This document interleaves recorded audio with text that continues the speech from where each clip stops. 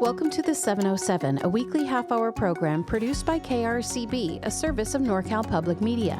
The 707 features voices and stories from your community, stories that demonstrate how caring for nature helps us care about ourselves, and stories that show how we are connected to each other.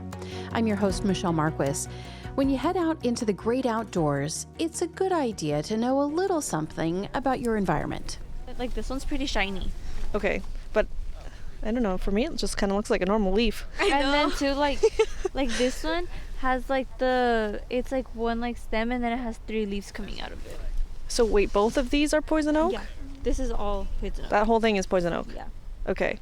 My colleague Shandra is spending the day at LandPaths Ocean Song Preserve near Occidental, quickly figuring out what not to touch. She is there to learn how local teens are connecting with nature, from identifying poison oak to exploring the outdoors in ways many of them never had the chance to before.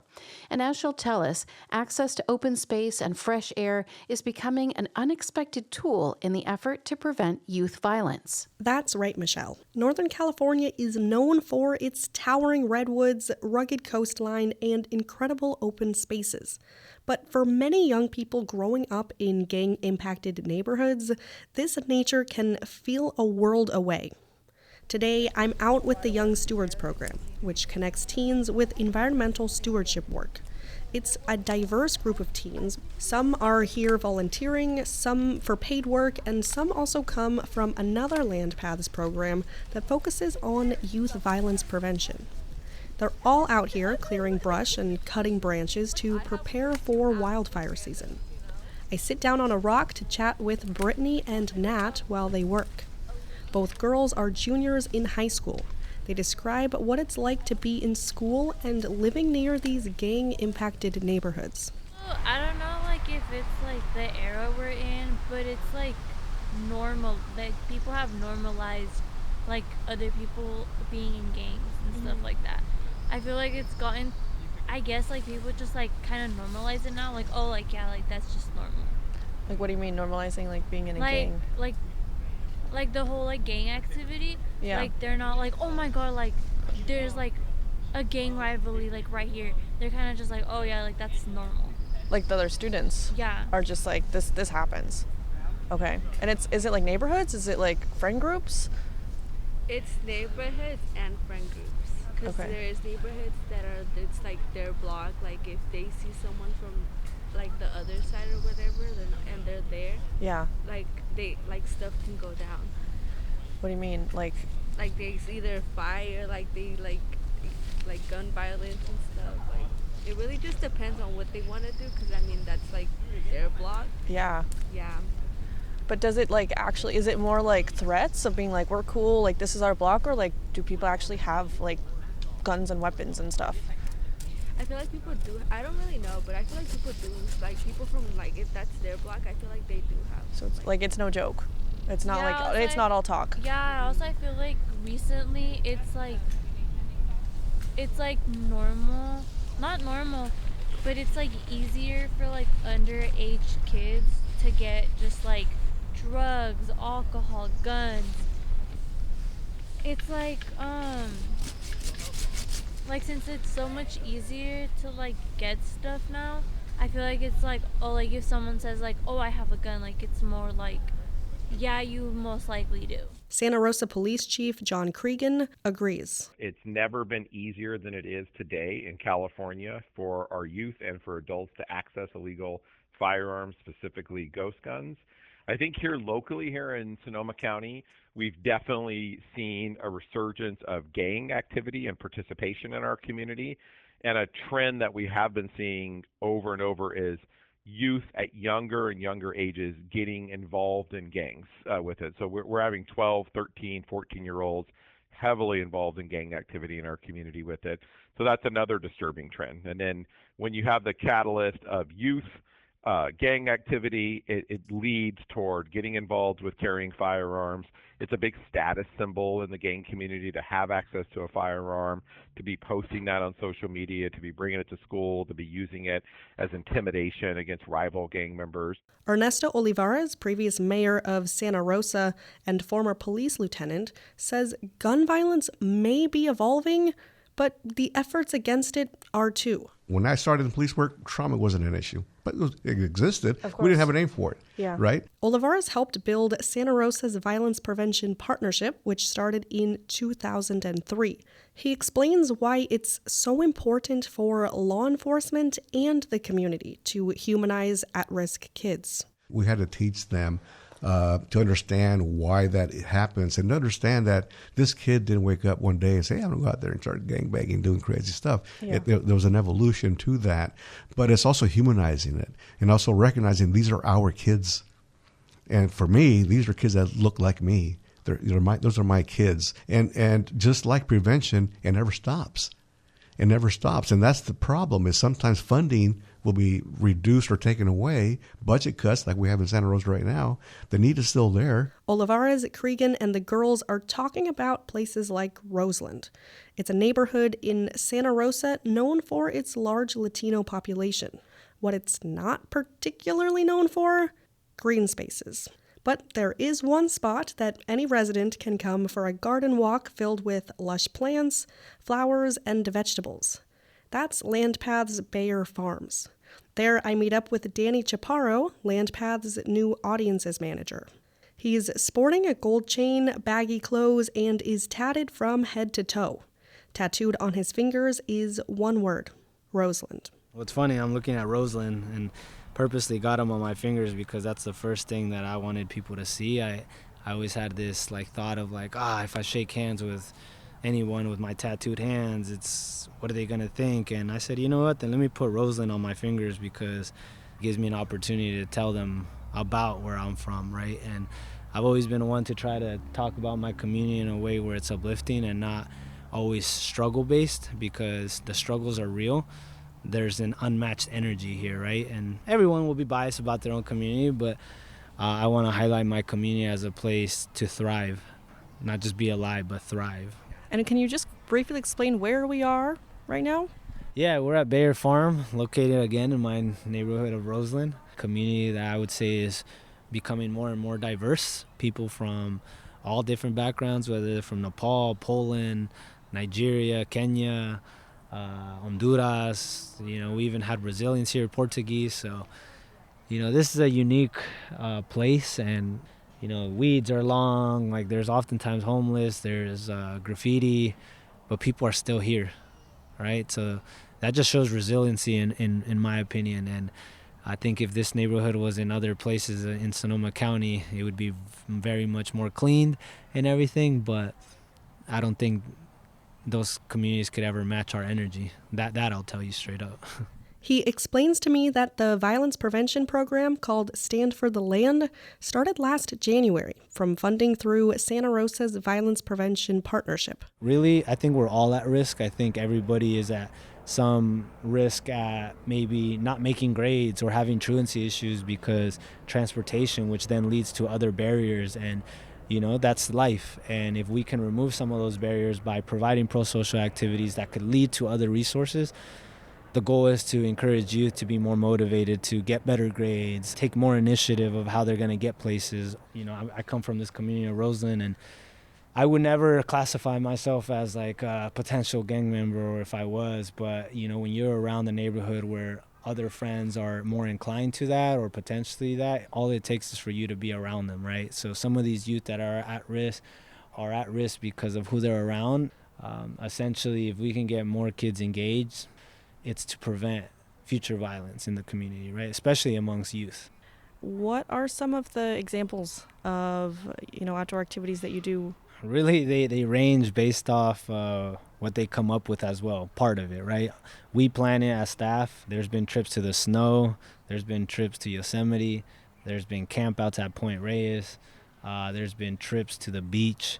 Essentially, we want to give these opportunities to kids to come up with activities that revolve around the outdoors. As long as we give them that idea of our values around being in nature, it's awesome seeing them kind of say, well, let's go to this spot, let's go to this place, and then making it happen, right? Because when we're able to provide the opportunities that these youth just made up in their head or collectively as a group, there's more satisfaction to that for them and for us running the program. Our goal really is just to get them outdoors. Our CEOs, Lee Hackling, my supervisor, always says, nature's enough. Just get them outside. Does it show? Is nature enough when you see these kids coming out? I mean, for the first time, are they excited or are they kind of reluctant? Like, oh, I don't want to be here. This was not my decision. What is the sentiment? I'd be lying if it wasn't a mixture of both, right? I've seen youth that I worked with at the Boys and Girls Club, which, you know, it's an indoor building and it's nice and everything. But again, I've seen these youth walk in and just be like, I'm just going to sit down. And I've seen some of those same youth now through my time at LandPaths just show up to a preserve and start running and climbing a tree and just being a kid, right? But I think if we're able to give them an experience where it involves peace, and I say that we went to a camp out one time and we were just walking at night, doing the night walk, and they were being super loud and just messing around. And I was even getting to the point where I'm like, man, they have not stopped talking. So I said, hey, let's play a game, let's be quiet for 2 minutes. And I actually put a timer and we sat down and looked at the stars, and I stopped the timer and I let it keep going, and it was 5 minutes later and they still haven't talked. And the reflection to that was that they said that they've never felt that much peace. A quiet summer night to quiet the soul. When we return, Chaparro will share how these programs at LandPaths help young people not just experience nature, but work towards careers in the field. This is the 707 on KRCB. KRCB is Sonoma County's NPR station, celebrating Sonoma County by featuring the voices, sounds, and culture that make our home unique. From the heartwarming tales of postcards, where residents share their perspectives. It's been a wonderful day here at the Groundington Apple Fair. To the Arts Brief series, shining a spotlight on the incredible youth in the arts scene. My full name is June Zelda Grable, and I'm working with a Theater for Children on a production of Beauty and the Beast. And Farm Tales, with the latest from local farmers, celebrating happenings on their farms and trends in California agriculture. Our farm is called Monte Bellaria, which means Mountain of Good Air in Italian. We now have more than 9 acres planted of lavender, about 35,000 plants. KRCB is a journey into Sonoma County. This is more than radio. This is the voice of your community. Your stories, your station. KRCB 104.9, Sonoma County's NPR station. Welcome back to the 707 on KRCB. I'm your host, Michelle Marques. My colleague Shandra is speaking with Danny Chaparro, LandPaths' new audiences manager at the Bear Farm in Santa Rosa's Roseland neighborhood. LandPaths runs a project called Stand for the Land, an outdoor violence prevention program that introduces at-risk youth to nature through hiking and camping experiences. I mean, I met some of the students from Stand for the Land that are now in the Young Stewards program. How are those connections happening? Yeah, I'm excited about that one because I think it happened organically. I think, essentially that was never written in the plan when this program started. But when Stand for the Land appeared, during that time, you start recognizing which youth really need either a job, financial resources, but also which youth would benefit from being away from whatever distractions that they had, because this Young Stewards program is every Saturday. It limits them from doing something Friday night, because if they really want the job, they'll show up Saturday, and then that Saturday they're so tired from work that they might not even want to go out. I had just started supervising the Young Stewards program, and in the past, we've had people apply through their want and need of learning more about the environmental world, but because of my access to Stand for the Land, I was able to identify youth that I would see beneficial to this program. Not because they've wanted experience in the outdoors, it was just because I saw that, hey, if they can get committed to one thing, that's going to make them more committed to any other thing, right? And I started off with 2. I hired 2 for Young Stewards, and those 2 boys will be the 26th time that they've done this program, 26 sessions. If they don't miss from here till then, that means they've completed 100% of the outings. That means when they were sick, they chose to come. When they had a cousin's graduation or something, they chose to come to this program, which maybe people will say that's just 2 kids. But to me, that's 2 kids. Does that make sense? Yeah. And for me, that's important because they are committing themselves to outside programs of that young steward where they're doing it voluntarily now. So now they're bought in, and that's the biggest thing. When you can get people bought in, they're not tied to financial gains, or they're not tied to it's going to benefit me through school or anything. It's benefiting me for me. And when you can get kids to that level at a bigger scale, you've won, right? Not even you've won, we've won. Everyone wins. The community is safer. They have more possibilities for their life and more ambitions. And then the program shows that it's successful. So the goal moving forward will be to continue to move more youth from Stand for the Land into our Young Stewards program, to continue fostering that love for the land, and not just like on a one outing thing, but through employment and through education of the outdoors. And honestly, like, my face lights up every time I talk about these 2 interconnections, because that's been my background for the longest time, and I believe anytime I'm consistently around something, big things will happen. And that's what I've seen from these 2 youth. These 2 youth are Alejandro and Angelo. They stand around a tree with some other boys in the Young Stewards program, chopping back branches from a tree. Wow, what we got going on over here? A whole lot. Trimming down the tree, giving it a clean cut. Yeah, we're giving it a little fade. A little what? A little fade. The tree a little fade. A little fade? Yeah, we're trimming it down, making it Giving a little fade? Yeah. We're gonna give it a high fade because it's 10 feet. You get it? That's just hella Okay. Who are you spraying with? You guys are some tree barbers. Yeah. Danny was Chris. As they're placing more branches into a burn pile, I ask Alejandro and Angelo about the program. This is our second one right now. Okay. One more. And you're going to do all 3? Yeah, we're gonna do all 3. Damn. And are you out every weekend? Yeah, every Saturday. Yeah, every Saturday. Cool. And so, like, how many of them do you guys go to, like, out of all the sessions? Usually we go to all of them, huh? Yeah. We haven't missed a day. You haven't missed a day? Never a day, yeah. Every single Saturday? Every single Saturday. Every Saturday. I think we're like the only few that haven't missed a day, I think. Damn. Okay. That's awesome. I'm also the one who's like, I'll do all the and are you guys, like, what kind of stuff are you usually doing? Stuff like this, just removing invasive species, or like doing piles, burn piles. Yeah. And it's pretty fun doing that, honestly. The burning? Yeah, the burning part is the best part about this all. Yeah, I mean, yeah, I was kind of confused when she was talking about the burning, because, like, in my head, I'm like, if you're burning nature, isn't that bad? Yeah, like all those were all burning piles right there. It just helps, what does it do again? It's to, like, come back, like, I don't know how to explain it, it's better though. It's good for the trees. Yeah. So you're supposed to burn stuff? Yeah. Okay, I did not know that. It can help it, like, not cause wildfires too. Yeah, to prevent wildfires. To prevent wildfires too. Okay. Dang. That's awesome. And how did you guys find out about it? From Danny. Yeah. He reached out to us because we had gone with him on a couple field trips. With the Stand for the Land program? Yeah, with the Stand for the cool. Land. And he told us about it, and we were interested, so we did it. Yeah. And we're here now. I mean, apparently it was enough to get you to come back for a whole session and then more. Yeah. That's awesome. Great. Yeah, I met Danny. He's super cool. Yeah. So, nice. And, like, what about it keeps you guys coming back?